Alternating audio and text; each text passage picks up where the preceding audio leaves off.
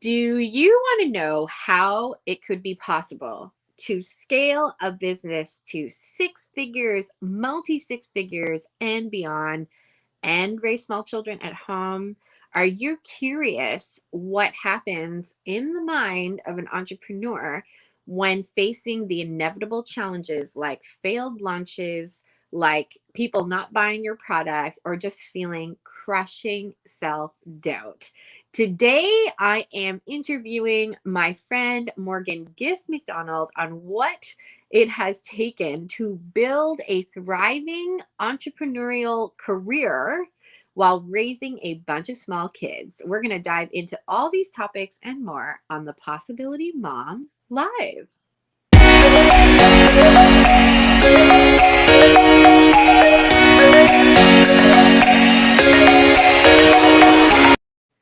If you have been following along my journey for a while, you know how much I care about this topic of entrepreneurship, creating impact, creating income.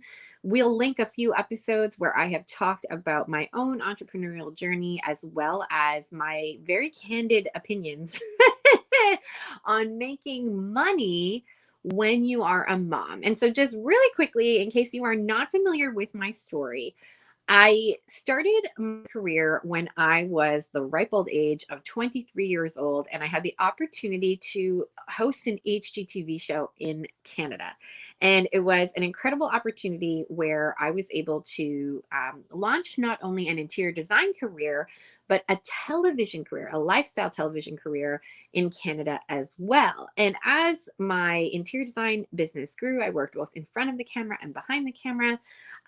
My family size also grew. And that is where you and I are now talking about motherhood and the pursuit of personal goals and dreams within motherhood. But the thing that I want to share with you that is really important component of my story that I don't always talk about is, just really quickly, I found it increasingly difficult to keep up with both, right? This is the story I tell in my book, The Possibility Mom. This is what eventually led to a meltdown in my minivan where I realized there had to be another way that a mom could pursue her dreams, but not come at the constant expense of her health, her well-being, her relationship with her spouse, her relationship with her kids. These were all lessons that I learned the very hard way, and why I care so much about coaching entrepreneurs in this arena, because this is what I like. I want to help other women avoid having meltdowns in their minivans. I want to show how it is possible and teach how it is possible to have balance, to have freedom, and to truly design a life in a business that allows you to create and live out the desires, the impact, and the income that you so choose for you and your unique family. This is an area of deep, deep, deep passion for me. And one of the things that I find can get in the way of this conversation is the labels we put on ourselves. So, this is the part of my story that I don't always really go into, but I want to just briefly touch on it now. When I was growing up, I was raised Catholic. I was born and raised very fortunate to have parents who were extremely cognizant of raising us in the faith. And I was exposed to all kinds of people. I was exposed to working moms, primarily, I would say. But I was also exposed to a handful of homeschooling, stay at home, just moms who were definitely in these faith-based communities that I was a part of. And as I became a more formed Catholic, I started to become more involved in these different groups. So, different Catholic church groups, different Christian groups.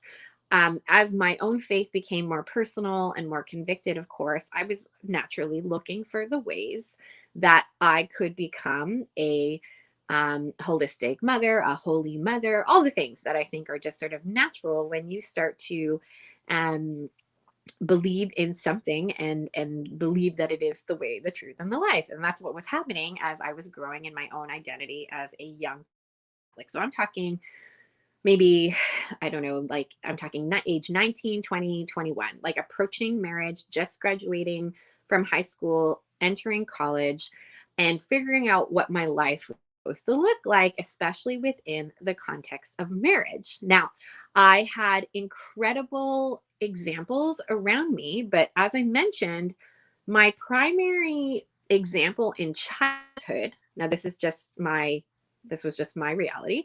My primary example from childhood were working moms. The majority of people around me were working moms, and I had a working mother. My mom was much older when she had both me and my sister, and she maintained a full time career while we were in school. And my grandparents, we were very, very fortunate to have them live with us. And so they would pick us up from school and watch us from the time between school and when my parents would come home from work around 5:30 or 6. My mom fortunately worked very close to where we lived and where we went to school, and so we actually had quite a bit of time with her. Anyway, but as I was going on this journey, like I mentioned, of learning about what it meant to be a Catholic mom, I started to, of course, receive lots of advice and a lot of feedback and read a lot of books that were starting to question if it was possible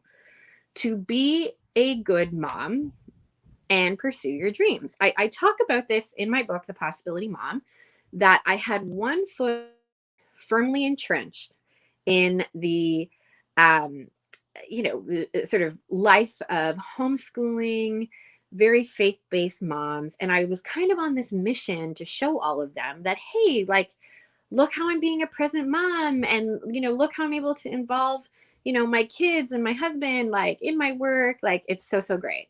And then I had one foot firmly entrenched in sort of, working moms, where I was like trying to prove to them, hey, like, wow, I get to spend so much time with my kids and I get to work. I get the best of both worlds. And then what happens when we try to prove our worth to other people?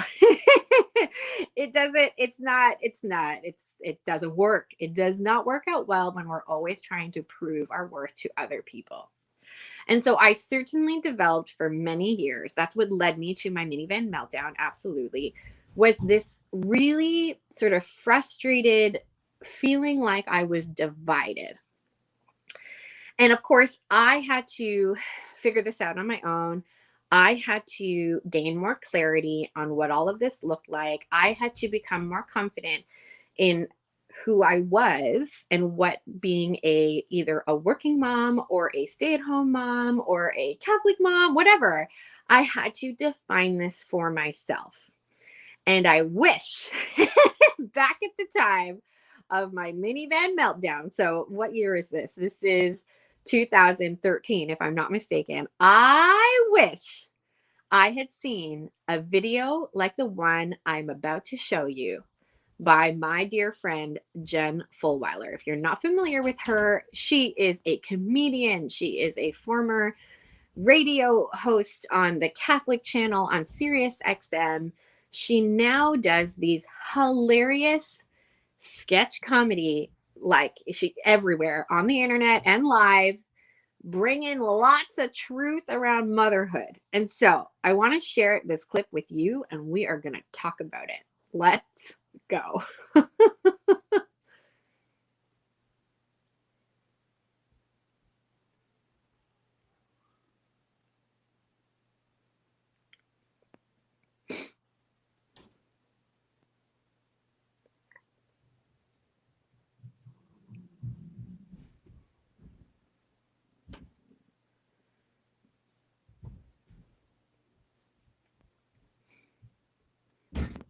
Here's the thing. I think she nails it right on the head when she says that these labels, so stay at home mom or working mom, when she says these labels are divisive, I think is how she pronounces it. Divisive? Is it divisive? Divisive? Somebody correct me in the comments. Let me know how you're supposed to pronounce that word. I think they divide. And I think they put an unnecessary, I want to say, stigma, let's say, upon who a mom is and how she is supposed to act. And it's interesting, prior to Jen's sketch, I did a interview with a beautiful Instagram mama Alexandria DeRose. And she asked me this question very point blank. And I'm not sure she was expecting my answer, but she just asked me point blank. And if we can find the interview, we'll link it in the show notes and the comments below. But she asked me, like, what kind of a mom would you call yourself? Would you call yourself a working mom? Would you call yourself a stay-at-home mom? Would you call yourself a work from home mom? She kind of was like just asking all of these different, or presenting these different terms. And I was like, honestly, Alexandria, like, I don't call myself anything, because I really do find that these terms divide. I do think that we have developed a interesting, if you will,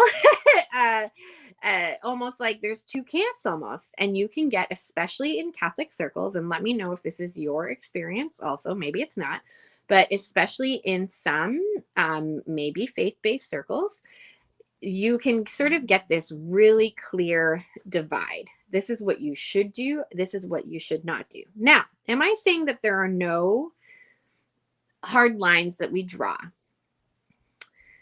And even in my head, I'm like, no, there are no hard lines. I mean, certainly I'd have to think about this a little bit more. What are some hard lines that I would say? What are some hard boundaries that would have to be drawn in this kind of conversation? But I just find they are not helpful if they are going to impede your ability to take action. So if you call yourself a stay-at-home mom, but you feel like, oh, I'm so called to use my gift of handmaking crafts. And this handmaking craft gift isn't going away. People keep telling you, oh my gosh, like, I love your crafts. They're so inspiring and they're so beautiful. I want them. If people keep telling you, like, the gift that your crafts bring to their lives or what have you, and you just continue to dismiss that because in your head, no, I'm a stay-at-home mom. I can't do anything else because I'm a stay-at-home mom. I believe that it is a challenge. Like, that is a challenge. That is a challenge that could potentially impede your actions to the life that you are potentially really called to live. Now, on the flip side of that, if you develop this very, strong label of I am a working mom, and then there's a point in your life where you're like, I am done being in an office. I am done, working 65 hours plus a week. I am done commuting. I just want to be at home with my kids and I want a different pace of life. But you have hardwired into your head that being a working mom can only look like this, but you are really feeling called to something else. And I'll just be honest with you. That was me when I was looking at my minivan meltdown and I was examining my life and I was just really taking a hard look at what I wanted and what truly I thought was meant for my life, for my husband. I'm getting emotional just thinking about it. I wanted something radically different than what I was experiencing at that time. Radically. Like, turn that whole life upside down. I wanted a different looking life. I did not want to feel constantly at the beck and call of my email. I did not want to feel constantly at the beck and call of my phone. I wanted to be able to say, work is taking a pause and I'm going to focus on my family with no guilt. But I had ingrained so heavily in my head, this is what working motherhood looks like. So suck it up, buttercup. And just like fall in line. These were the examples that were around me. Like it's just sort of what I thought was the case. And what I wish I had had back then in 2013 was a video like Jen Fulwiler saying, how about you just write yourself a completely no script? How about we just say, this is completely like, I'm going to do things my own way. And so if this is what I challenge you, if you like a label and you find a label is, helpful to you in some way, then by all means, call yourself a label. Like, call yourself, I'm a stay-at-home mom. Call yourself, I'm a working mom. I'm a work from home mom. I'm a part-time working mom, whatever it is. If you find it helpful to you for whatever reason, then by all means use it. But if that label, are you ready? This is where I got all fired up. If that label impedes you from taking action on a life that is truly free, truly beautiful, truly designed around what you want for your specific individual legacy and version of happiness that no one else can define for you, then I say scrap the label. All right. So, speaking of, P.S., what do I call myself? I honestly I am a mom who works. I am also a mom who stays home. I am a mom who desires every single day to be present and loving and get on the floor with her kids. Do I like crafting? Do I like baking with my children? No. But are there a lot of things in motherhood that I love? So I call myself Lisa Canning, the possibility mom. Maybe that is the label that I prefer to take is I'm a possibility mom. Thank you very much. If you would like to adopt the label of possibility mom, I invite you to adopt it also. Alrighty. Speaking of rewriting scripts and telling brand new stories, I am so excited to welcome to the Possibility Mom Live a friend who has deeply impacted my life, both from afar and from up closer. I met our guest at a marketing coaching community that I am a part of. And this woman, it was clear to me that she was one of the gold star examples. She was always being highlighted as, hey, look at what, Morgan is doing. Look at how many leads she's gotten. Look at all this, look at all that. So when I entered the program, she was 100% being heralded as a gold star, just example of what we could all strive to be like. And then I heard her speak at a conference in this same community where she peeled back the curtain on something she did that really I was whoa, just I'm going to let her tell the story, but it made me be wait a minute, she is a lot more relatable than I think. And she has made, she's gone through ups and downs. She's made mistakes. She's, fallen on her face also. Let me know in the comments if you can relate to this feeling of you see people maybe a few steps ahead of you on the journey and you're oh, there's no way I could ever be like that, or they're so much farther ahead of me, or whatever it is. Let me know in the comments if you know that feeling. And so I've gotten to know Morgan over the years, and I am just so excited to peel back the curtain completely on her business as much as she will allow us to. And so welcome to the Possibility Mom, Morgan Gist MacDonald. Hello. Yeah. Lisa. How are you? I'm so glad to be here. Oh my goodness. I could see you clapping in the background talking about labels. So I'm so excited to have you here. So listen, tell anybody who might not know who you are, just a little bit about your background. Tell us how many kids you got. Tell us all that, Jess. Yep. So I'm a mom of 4 kids. They are ages 11, 9, 6, and 4. So I'm kind of coming back up out of it.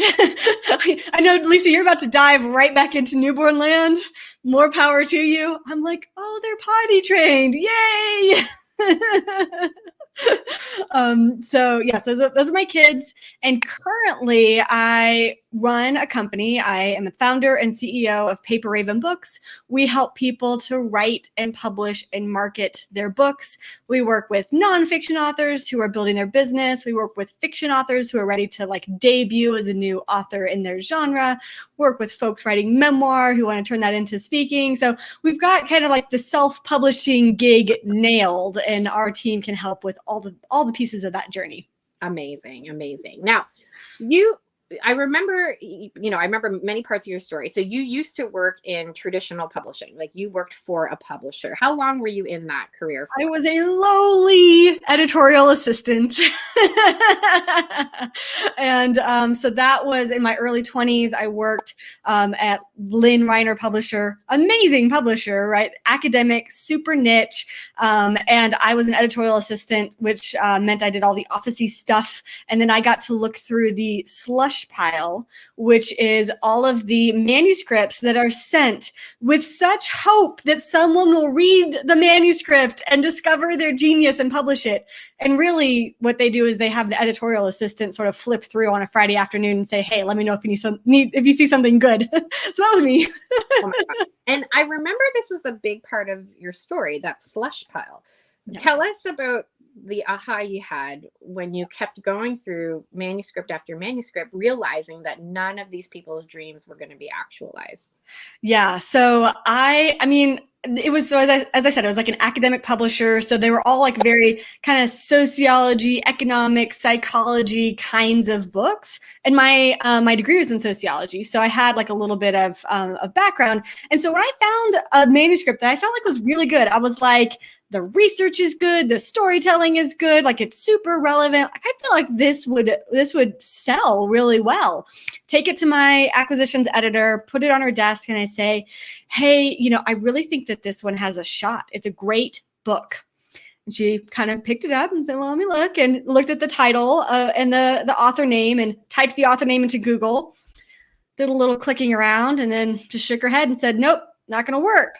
And I was like, why? It's a great book. You haven't even read it. I read the whole thing. You haven't read it yet. She was like, doesn't matter. No platform, no LinkedIn, no social media. Like, you look at the bio at the university, like nothing really to speak of. And I was like, oh, so that's how the game is played. So she chucked it in the recycling and said, let me know if you see anything else. I was like, well, that was pretty disheartening. So it's like the cultural myth that we have, if you just write a great book, that's it and that's all you need. Really, like, and that was not the only time that happened, to be really honest. Like, we had several of those conversations before I was like, finally, okay, I get it. This is a different kind of game. And that really put me on a path to saying, I would love to see something different for the book world. And so I didn't know what that was going to look like. I don't think any of us really know what we're going to become, 10 or 15 years later. But that was definitely a pivotal moment for me.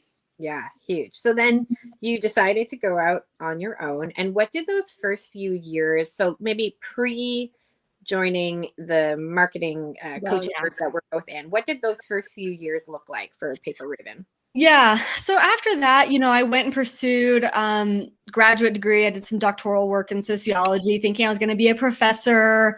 And then I got into academia and I didn't love it and kind of left. And then we started having kids and we moved to New York for my husband's job. And I was just like, where does my work and career fit into this journey? I have no idea. Like, we're moving to New York City. I feel somewhat ambiguous about New York City. We've got a baby in tow. And so I did some side stuff, right? I was freelance editing. I was working with some writers. I was teaching sociology, kind of adjunct. I was taking courses in, I didn't even know what, online marketing, how to start a blog, kind of just lots of feelers out. I was applying for more publishing jobs because I thought, well, maybe a big publisher in New York would be different. I mean, in retrospect, thank God I didn't get a job at a big publishing company in New York. It would have been terrible. I would have worked 14 hours a day and not seen my children. So I would have had your story, Lisa. Except it would have been a subway meltdown. Yeah, it's a subway meltdown, yes. So that didn't pan out. And at the time, I was super frustrated. And I know you wanted us to talk a little bit about those moments where you're like, why isn't this working? And that's an early career moment that I don't really get the opportunity to talk about very much. But I was like, I had no freaking clue. It's like, am I going to be a professor? Am I going to work in the publishing industry? Am I going to start a blog? What's happening? It was really like that for longer than I wanted, 3-4 years, maybe. And the only thing that kept sort of coming back to me was repeat customers who wanted me to do more editing. And I was like, okay, well, I can edit. I can be a mom and I can edit. and I can grow that. And that was ultimately just kind of a decision that I made and started growing that business, began to identify, you talk about labels, you know, I didn't have any labels at that point. I was like, I want a label. Why do I have no labels? I didn't have a job. No, I didn't have a career. I didn't consider myself a business owner, that sort of thing. But I sort of decided, I was like, well, if I'm going to start like a freelance thing, I guess I'll call myself a freelancer. That'll work for now. Right. And that's something that I would encourage us to think about, to self-reflect on, is like, some labels will stay the same, right? You know, I'm always going to be a mother. Once I become a mother, I'm always going to be a mother, right? I am a child of God, right? Like there are some things that stay the same, and some labels can change. And sometimes it's making a decision. And so an early career decision I made was, I'm going to be an editor and writing coach. I'm just going to pick that label. I don't have like a ton of experience, but I'm interested in it, and went down kind of that path for another 3 or 4 years, really kind of trying to grow that freelance editor writing coach business. So do you want to pause? I think that's so interesting. It's very relatable, and I'm really curious if this is relatable to other people. The debate I had for many years was, my poor husband. Oh my gosh. And I remember specifically, I would have this conversation with my husband a lot when we would drive from our home in Toronto to visit his parents' house, which was about 30 minutes east on the main highway, the 401 in Toronto. And almost every time we would do this drive, I would be like, am I a personal brand or am I an interior design firm? And I would like bemoan. Like, it was like the poor man was so gosh darn sick and tired of hearing this, like this distinction. Am I a personal brand or an interior design firm? And he was just like, just pick one and just figure it out. And that's the thing. I think sometimes, so labels, I think, are helpful some ways. From a branding point of view, a label can be very helpful because it's like, what do you do? Like, somebody else in the world needs to be able to articulate that, right? Yep. So it can be helpful, but at the same time can be harmful, because what if you try it and you realize, oh no, I'm actually a really good writing coach. And so if you stay in this very sort of like, I don't know, locked label, and you don't embrace that, something that clearly you were getting feedback on at that time, clearly was, probably like making you a little bit of money and all that kind of stuff. I think we have to be willing to reject a label or expand what that label means, and pursue what could happen. So you started calling yourself a writing coach, an editor, and then what happened? So, and it's interesting because like writing coach wasn't really a thing when I started doing it, because I was dovetailing into freelance editing kind of work. Really, 2007, 2008 is when I started, right? So we're talking 14 years ago. I was leaving grad school, having first baby, doing all the things on the side. I did sort of say freelance editor and writing coach. That wasn't really a thing. Like, there was no certificate to be a writing coach. You really just had to sort of say, that's what I am. Yeah. So I grew into that. I think that's why it took me a little while before I really owned it and said, this is what I'm going to grow. This is what I'm going to build. And I did build that. I figured out blogging. Although then I wasn't a blogger, I was blogging in support of my editing and writing coaching business. Right. And, at some point I had to pick, what kind of editing and writing coaching do I do? And I just had to put a line in the sand and say, I do books. But I didn't just spontaneously decide that. I came to a moment where it was so uncomfortable that something had to change. I was taking in all sorts of editing and writing jobs, emails, blog posts, journal articles, dissertations, theses, books, like all the things. And yes, I got very busy, but so busy, it was like the freelancer feast or famine. It's like some months I'd be crazy busy, like putting the kids in front of the TV because I got to work. And in other months, it's like, I have no work. Like, what's happening? And it was in one of the feast moments where we were planning on family vacation, and a really great client calls me up on a Friday afternoon. I'm packing up the kids' swimsuits, putting the puddle jumpers in the bag and all of that. And I answer my phone and he's like, I've got a rush job. I'll pay you for it, but I need it back in a week. And I said, yes. Oh, I so thought you were going to say no. I said yes. I said yes. It was like a super dry dissertation, so many citations, like it was intense. So we get to our beach vacation home and I unpack everyone and I find a little nook for my laptop because I'm going to work. And you choose between spending time with the family, working, and sleeping. Mm-hmm. Choose two. Mm-hmm. I did not sleep. We got back from that trip. I have pictures of myself with children on the beach, so I was there. Yeah. And I got the project back. And afterward, my husband and I had a little bit of a decompression time where we got a babysitter for the kids. And we do that after like long vacations where it's like we spend a lot of time with the kids. How about we get an afternoon where they're with a babysitter and we can just go be a couple? Yeah. And so we were there and we had just come off this week-long vacation. And I was sort of saying, like, I want something different. Just like you said, I want something totally different. I don't even know what it is or how to get there, but like, it's got to be different. And we talked through it. Having a sounding board is super helpful. And in that discussion, I said, you know what? I want to work on high value projects that I love. It's books now. That's what it is. It's books. And later that month, I filed my Paper Raven books paperwork. I was like, I'm making this decision. I'm making this declaration. Yeah. This is what I do. I am now a book editor and book coach. Amazing. It may not feel like, oh, there's my website. Hello, come check us out.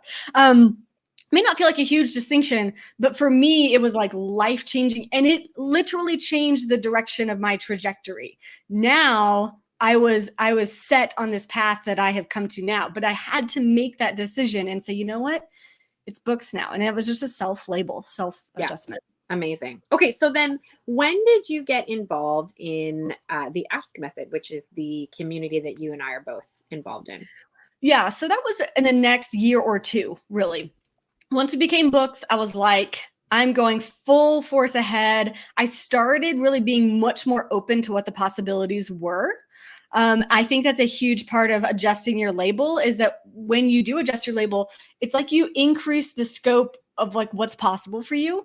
And I realized I was like, oh, I could have other editors work with me. I could bring in the project. They could help with the editing. We could share the work. I could actually grow this thing into a business. And it was about maybe 2 years later, we were getting busy. We had some projects. It was very referral based, word of mouth. Some people coming in from the blog, but not a whole lot. Trying to figure out the whole internet marketing thing and really grow this business. And so that was about end of 2017 is when I was ready to scale, didn't really know how to, went to Ask Live, joined up with our marketing group. So at that point, our business was still pretty small. It was probably maybe between 100,000, 200,000 a year. Okay. So really it was just a few projects at a time, still pretty, and we weren't charging a whole lot and I wasn't making a ton. I didn't feel like a business owner because I wasn't bringing home even what a adjunct professor would make. Sure. But, at some point it's just like, I know I'm not seeing the results in my bank account yet, but I believe in it. And I'm just going to keep figuring it out until I, start to see results. I don't even know. I'm just going to keep figuring it out. Blinders on. Just for clarity for our audience. So the business was making, Paper Raven Books was bringing in $100,000 to $2,000 a year, but that was not translating into your personal bank account yet. Right. Anyone who has ever had like people working with you, you have to pay them to work with you. So I've always paid team first. And then second priority has been my own education. I have taken courses. I've worked with mentors. I've done group coaching. I've always invested in that. So I guess you could say that was me paying myself, was investing in learning how to run a business, do the marketing, all of that. I was investing in that along the way. And so, yes, after those kinds of expenses and your website and whatever, like it was just, like not a life-changing amount of money. And I know everybody or many people listening in my audience understand that. I think that's the interesting thing about entrepreneurship and why I'm so passionate talking about it is that there's a lot of these online people who talk about how, oh my gosh, like you could scale to $1 million and you're making money when you're on the beach. And here's the thing, like, there is truth to that you can create products that are running literally when you're sleeping or when you're on the beach. Yep. But the process of getting there, Yes. and like the even the time and the number of steps and the number of, or the amount of mental resilience you must have. So that's what I really want to get into with you. So the story that I was alluding to when I was introducing you was so you had been heralded as this sort of like gold star. You were like on the pictures, on the, like, you know, the cover of the folders we all got. You were one of the people highlighted in the stand-up banners at the conference. So, you know, you would like walk into a room and people would be like, oh, look, there's That's so weird. Morgan, right? Anyway, just so that people understand the context. And then you were invited, I think there were 5 finalists, if I'm not mistaken, to share a story of your journey, and you were up for a prize. This is something that Ryan Levesque used to do at his conferences, where you got like a beautiful check to put towards, I think, a charity, right? If I'm not mistaken, or whatever. I mean, you can put it towards whatever you want. Yeah. I was going to put the money towards my business. Hello. Yes. Everybody else talked about like charities and stuff. I'm like, okay, that's probably why I didn't win. I don't remember exactly, but there was a specific like soundbite that I remember Ryan would always use. It was like, maybe you can remember, I don't know if it was 50,000 leads. It was a very specific soundbite. Yep. And then when you got up on that stage, you were like, everybody knows that I did 50,000 leads on this webinar, but what people don't know is this. Do you know the story I'm talking about? I do. Okay, can you tell us about it? Okay, so I was at, let me give a little context. I was at a phase in my business where I was wanting to get a webinar to work. So I had seen enough things in the internet marketing space. I was like, webinars seem to work well. I think I can practice them and kind of get them down. So I was doing a webinar every single week. Now, if you have an audience and you've ever done a webinar, you know that the same email list is not going to show up to your webinar every single week. If you're going to do it every week, you've got to bring in new people. So what I was doing is running Facebook ads to a webinar, and then I was selling a book writing course on the back of that webinar. And to get the new people every week, I was paying for leads every single week. This is the shit that people don't talk about. But apparently I will get up in front of hundreds of people and talk about it. I was like, don't give Morgan a mic.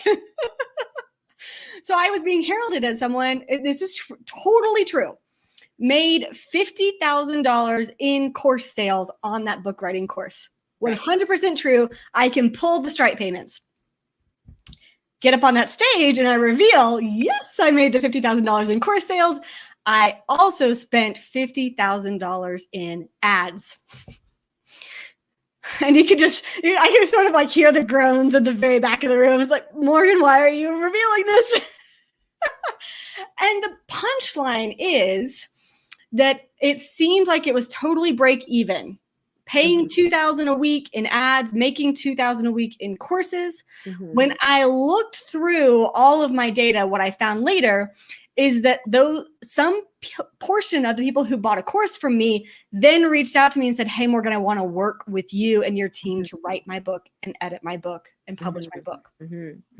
That amount of revenue from those new clients was $100,000. Wow. Just from people who found me on Facebook. So I'm not even including, this is not referral. This is not word of mouth. That might've been happening in the background too. But if I like zoom in and I only look, this person, let me do it from this end. I think I did it from this end earlier. This person found me in a Facebook ad. They attended a webinar. They bought a course, or maybe didn't buy a course, but they attended a webinar. Yeah. And then within 6 to 9 months, paid me significantly more money to work with them or my team directly. Now that whole customer journey, we're talking that we made $150,000 and spent $50,000 in ads. That's a 300% return on ad spend. Like, that's great. But here's that messy middle that's really uncomfortable. I love it. And I'm so glad that you're being this transparent. But here's the question I want to ask, because I think other people maybe my husband included, although now he has come a long way in his understanding of all these things. But at the time, so if I were to rewind my journey a few years ago, if I were to show those stats to my husband, I think he would have 100% been like, this isn't working. Like, my husband too. I didn't share the stuff with him. He was like, he's very like, analytical, like dollar in, dollar out, better be more dollars out. So imagine, here's the thing I just want to like spend a little bit of time on. Imagine either you had told yourself this, or your husband had told yourself this, or my husband had told myself this, because I have a very similar story. Not as large a scale, but I have a very, very similar story, just total break even. But I really felt like I was just like, I'm going to give up.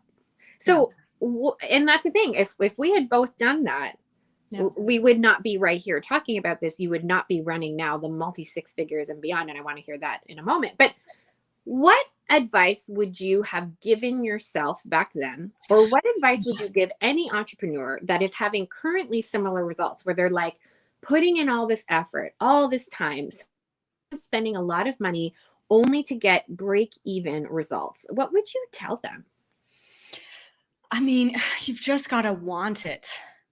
Jesse Itzler, who is an entrepreneur, he had a great line. He was interviewed by Gary Vaynerchuk on a podcast. And this was years ago that I heard this, but this quote from him has stuck in my mind.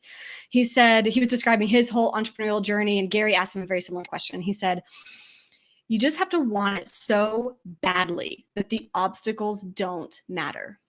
You just have to want it so badly that the obstacles don't matter. And I don't know why that like hits me in my core, but it does. Even saying it, I'm like, I want it so badly. The rest of it doesn't matter. But it's true of any major transformation that we've ever already been. Like people might say, why would you have kids? Kids are a big pain in the ass. You're like, I want kids. I know that there are obstacles, but I just want kids. Or like, why do you want to, get an advanced degree for something? It's going to be such a pain writing all those papers and stuff. It's like, I just want it. And I don't know how to cultivate that desire. For me, some like very concrete practices that I do on a very regular basis. I journal. If I'm feeling frustration, I write out what I'm frustrated about until that feeling dissipates, and I get myself to be able to talk about what I really want. Yeah. Separation from our thoughts is exactly all the time in my coaching for mindset. It's if we can separate ourselves from our thoughts, it's a really, really good practice. That's a great exactly like the journaling. I'm sure you do this with your clients too, like visioning, talking it out, getting really excited.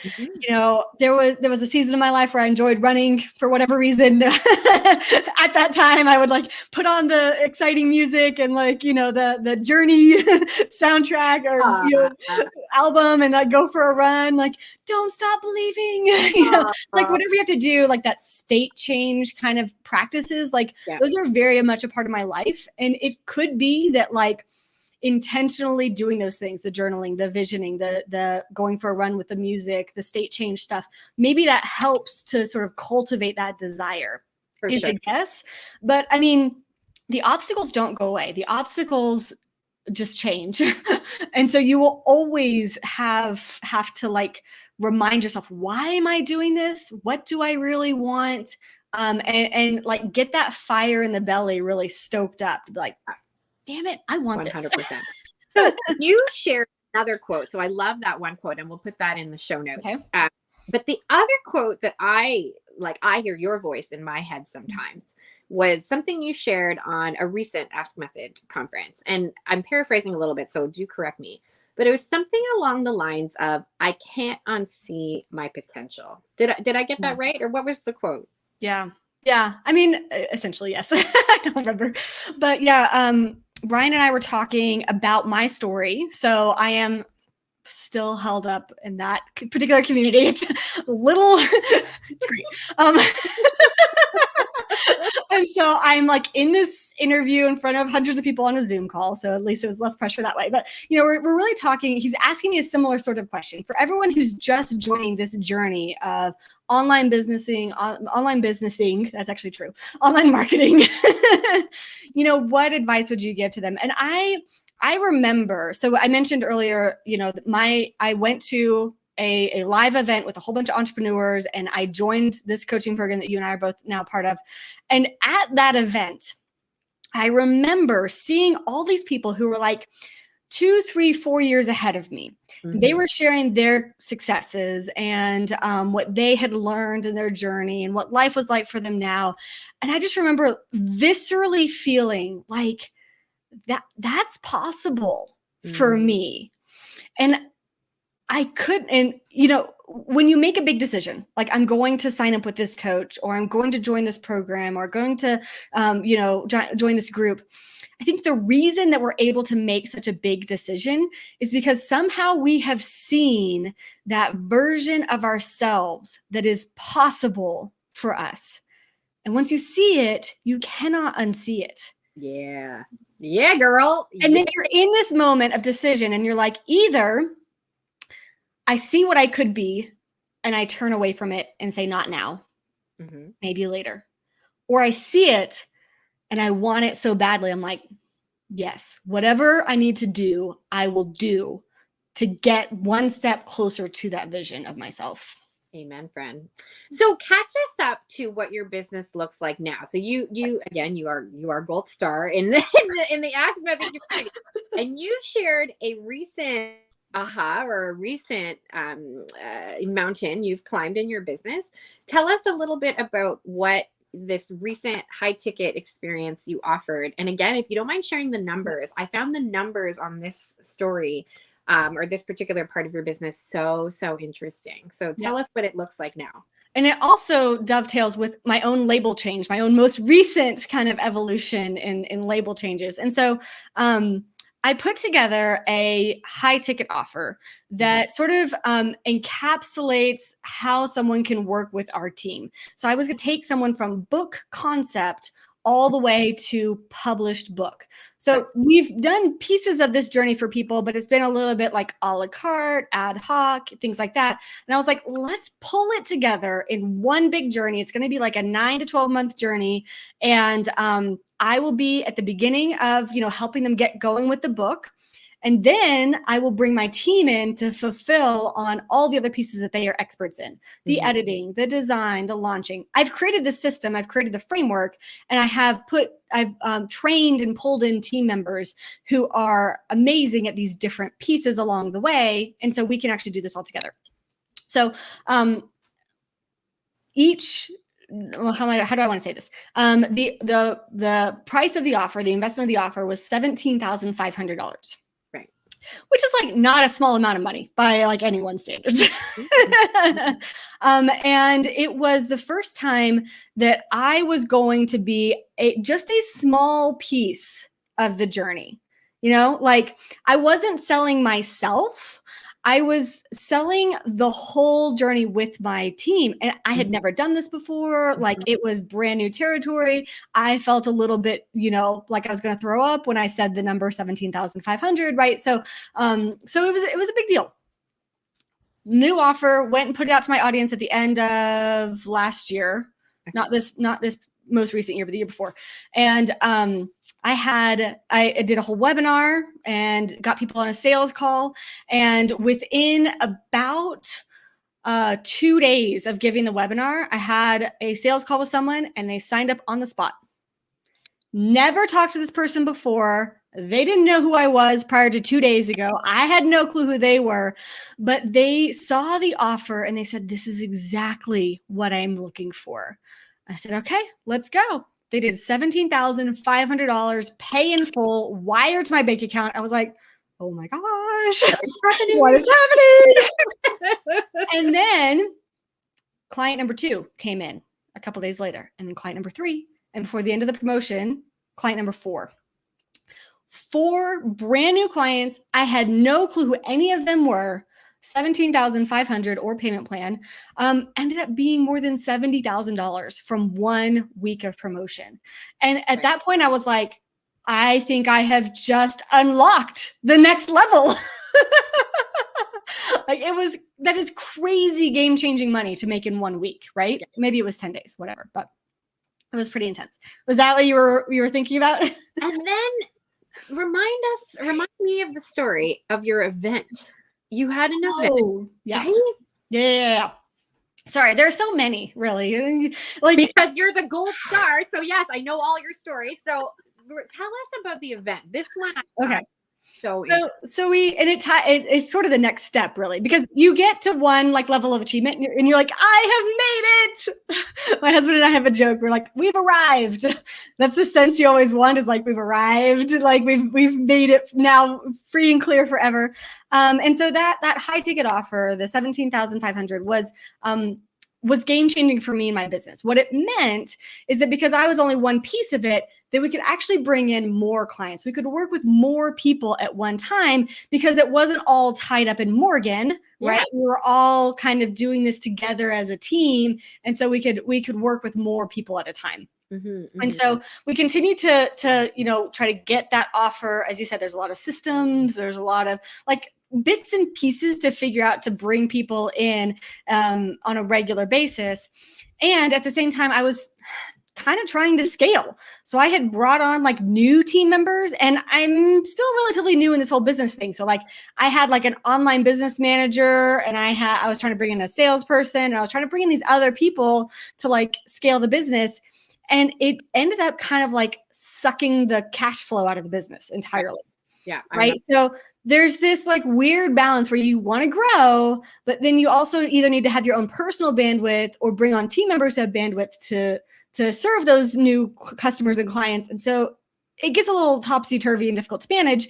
By October of this last year of 2020, there was a weekend where I paid out 2 team members. It was a Saturday morning. I was sitting right outside, had my coffee. It was early morning. I was going to pay all my bills, paid all my team members, looked at my bank account, like less than $10. And I was just like, I had there were lines of credit I could have pulled. There were other options, not a whole lot, but it was just like, it was one of those moments where you're just like head in your hands.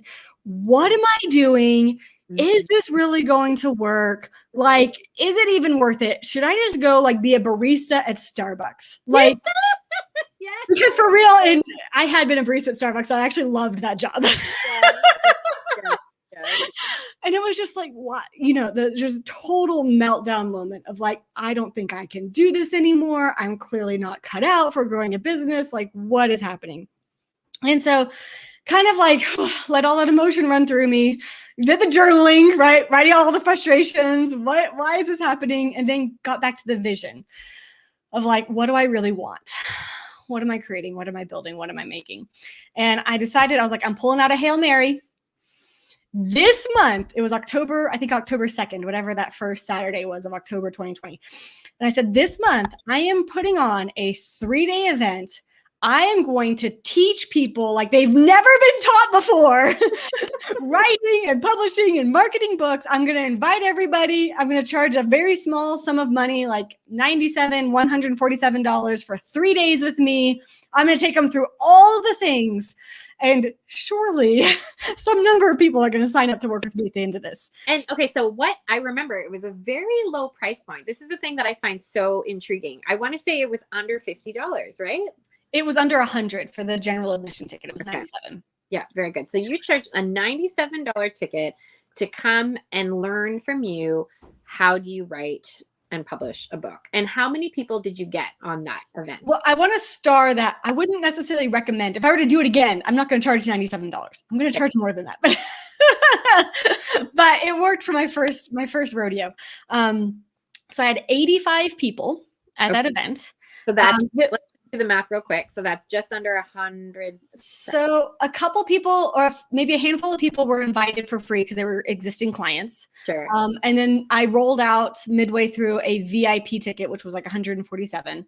Right. And I'm is it $10,000 or $100,000? Something like that. No, I think it was like 10. Okay, so 10, 8 to 10, somewhere in there. So I made money on the event itself, and that was great. It was like, yay, got a little cash in the bank. And then at that event, I taught my heart out and positioned people so that they knew why they would work with our company over any other publishing company, right? And I made a pitch. It was a very like, you know, this is like, if you want to work with me, here's what it looks like. Here's the offer. And by this point, I had seen I'd seen a good bit of that 9 to 12 month journey. And I realized we were not charging enough, right? That's why I paid out all the money to team earlier the month. And so I said, you know what? We're going to double our prices. So what was it? $29,500. So same offer, obviously, probably with some modifications. There were some modifications. Yeah. And honestly, with a little bit of room, I decided to increase the price so that we could actually add some things in the launch phase. For instance, we'd be able to put together a podcast tour for our authors. That's something that we do sort of automatically baked in now. There's some different things like that I was able to add in that I knew that they would need in order to have success. Yeah. And so I put together kind of the next version 2 of that offer. Yeah. $29,500. Never had pitched this before. I still felt like I was going to throw up a little bit. And I had 3 people take me up on it. On the day. One on the day, and then one the next day, and then one the next week. So again, let's do the math. So let's just, for simplicity's sake, round up to 30,000. That's $90,000 in revenue plus let's just round it up to 10K. So that's $100,000 within the span of what, like 2 weeks, maybe? Like 3. Yeah. That was our first 6-figure month, and it all came in cash, $125,000 in cash in our bank. So October 2nd, I was like, everything's terrible.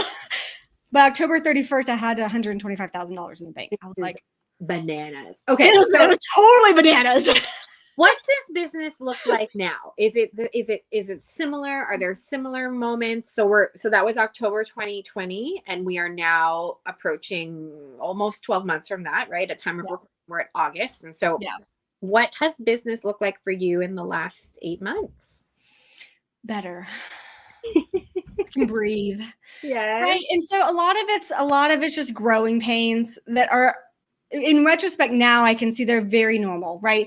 And I think it's particularly when we are, you know, what might be labeled as like heart-centered entrepreneurs. Like we want to serve so much. Like when someone pays us money, we're like, I just want them to have the best experience ever, which is a great sentiment, but needs to be a little bit tempered with like, you've also got to stay in business. And so we're able to have some really honest conversations inside of our team. We ended up parting ways with a few team members who just were not a great fit. I took back on kind of like the sales role and the marketing role, and really like, we just shifted and rearranged things. We found, we had at this point found editors who we worked really well with, and we were able to sort of like, negotiate and create different sort of working arrangements.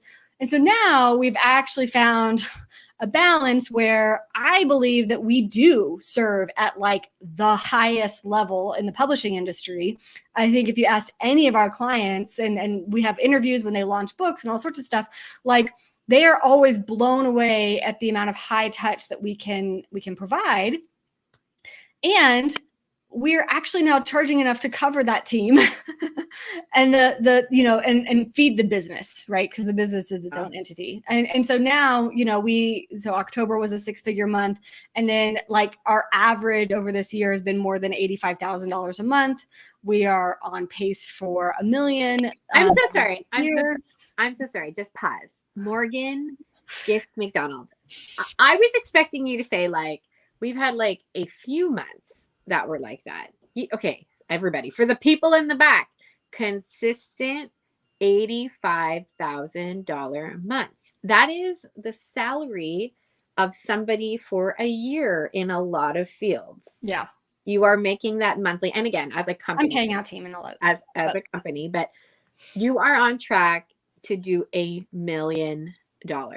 Okay. So it is, I haven't really shared this here, but it is my goal for 2021 to do $1 million.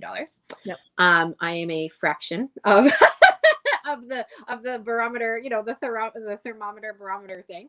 But I actually think with the plans that I've got and some things in the next 6 months, I'm actually fairly certain we'll come close. that I am going to pursue that. And you're just not going to stop until you get there. So whether it happens in 2021 or not is a little, I mean, it would be fun, but it's not totally relevant because you're just going to keep going. So here's the thing I'd love to end on, because this has just been such a great, thank you so much for being candid. And I wish that these were the kinds of conversations. These are the kinds of conversations I desire to have more of. Like, let's talk about the highlights. Certainly. Let's talk about, all the money, but let's also talk about how there were $10 in your bank account and how demoralizing that felt. And how, again, I think it's the line that I continue to use. Well, I use it a lot in my interior design business. I don't so much use now, but the line I used was like my version of Starbucks barista is, I should just go fold sweaters at the Gap. Like, why am I not just folding sweaters at the Gap? I would get paid a very, decent.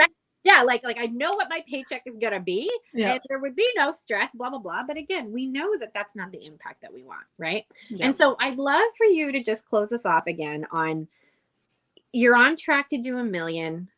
And like, if you were to reverse back time at the very beginning, like, what would you have told yourself? Like, what really, this is a similar question that I asked you earlier, but what would you have said to that younger entrepreneur who had spent $50,000, whose husband was like, I don't understand, this isn't fiscally making sense. Like, what would you say? Yeah. Yeah. Oh, and I want to close the loop on the new label. So now I can no longer be a freelance editor or book coach or any of those things. Like I cannot be a part of that piece in the business, because then who is at the helm? Who's running the company? Ooh. Right? So what's the new label? So, I mean, I really am an entrepreneur. I really am a business owner now. And it just took me like 14 years to get there. I love it. But I had to let go of that previous label was really keeping us much smaller, because I felt like I had to work with every single author. I had to coach them through their books. I had to do the dev edit on their books. I had to do everything. And if I was that bottleneck, we would never be able to grow. And so I had to totally separate myself from that previous label. It worked for me for a season. And if this business was going to get to where I wanted it to go, I had to take that one off and put a new one on. So yeah, entrepreneur, business owner. That's so good. And then parting advice for any entrepreneur. Yeah. Gosh. I mean, there's always going to be the decision that you make in the moment and the direction where you're going. And so you're always going to have to consider both. And sometimes you don't realize that the decision that you're making in the moment is or is not taking you toward that bigger vision. And so, we talk a lot about, why are you doing this, and what's your vision, and what are you going for? And even when you don't see the vision in your bank account, in your life, when you wake up in the morning and you look around you, it is not the vision.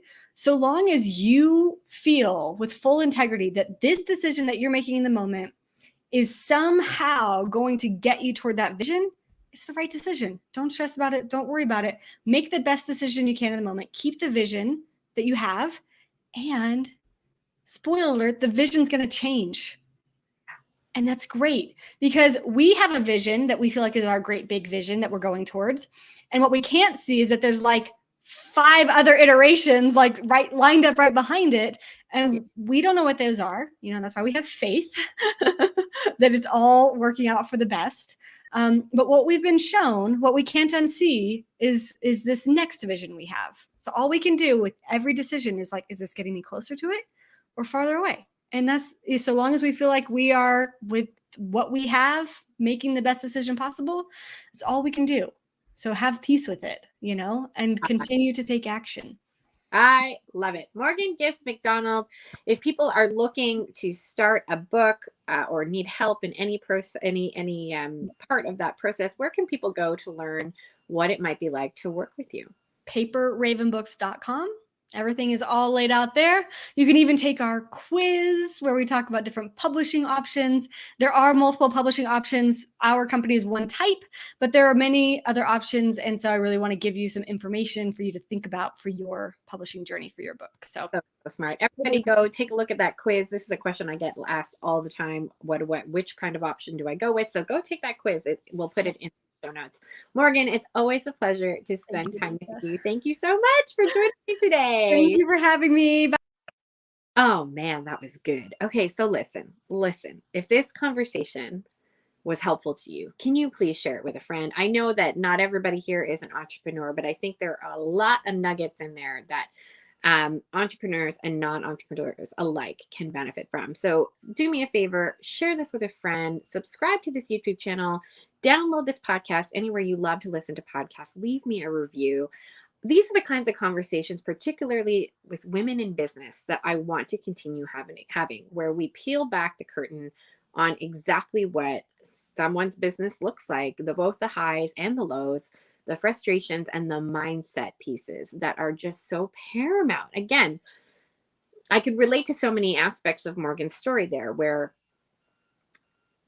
I've had lunches that completely broke even. I've had times where the bank account has been in overdraft or totally in line of credit, totally on credit cards, Facebook ads, literally like exhausting all credit available on a credit card. And I know that feeling of like, oh gosh, like, is this even worth it? But then I can also really relate to that next little plateau or next little mountain in the business where you're like, oh, wait a minute, I'm onto something. All these people bought it. You know, in my own business, what it's looked like is I was going from business, like months where it was like $1,000, $2,000, $3,000, maybe at most, to then where it became $10,000, $20,000, $30,000 consistently.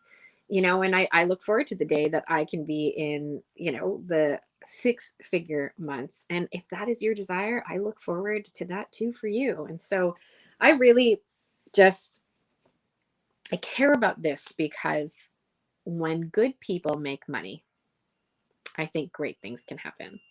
When good people who want to impact the world and help, particularly, obviously my heart is for moms, for women, help women grow, I think incredible things can happen. I think the trickle effect on society, especially in the realm of personal development, this is why I am so enthusiastic and care so much about my women's school groups, and why I'm so enthusiastic about the personal branding coaching that I do for women. I just, when we improve ourselves as human beings, I believe the entire world wins. You know, to go Catholic speak for a moment, when we build the domestic church, when we can raise kids who have morals, integrity, values, who know how to put others first, who know how to sacrifice, and when we can also do this ourselves, just again, the ripple effect on the world is incredible and immense. And who knows, you know, Morgan talked about this, I can't unsee my potential. Well, what about the potential of what your money can do? I'm just going to be super frank. You know I've talked about this before here. I love the story of Tom Monahan. It's a big reason why we came to the town that we live in, Ave Maria, Florida, where he invested a significant amount of his personal finances into building a school and then a town. And my family benefits greatly from the fact that he was able to take all of his incredible wealth, personal wealth, and create the community we now live in. And so that's my invitation to you. My invitation is, if you are wanting your business to grow, if you want to become the kind of person, this potential that you can't unsee, take the step, take the next step, whatever it is, whether it's, joining one of my women's school groups. I'm going to be opening up a new group in towards sorry, I can't speak now. I'm all verklempt. In August.